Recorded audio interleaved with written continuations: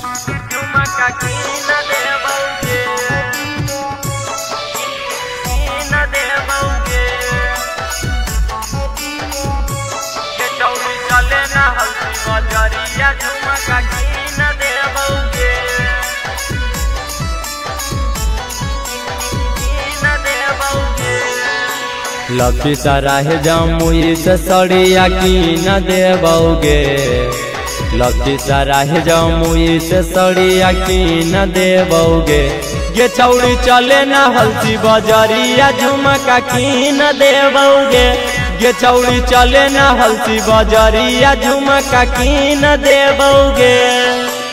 अशोक धाम के तोरा देखाई सी न देबौगे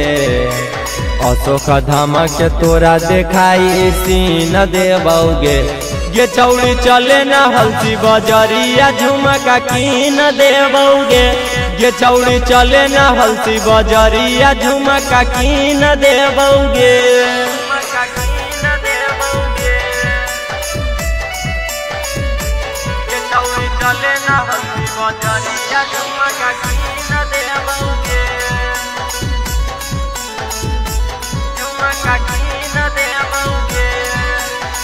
जलपाथन घुमाई देबौ सिंगरी ऋषि कुंड गे हम अबौ अकेले तू लेके आई है सखी के झुंड गे जलपाथन घुमाई देबौ सिंगरी ऋषि कुंड गे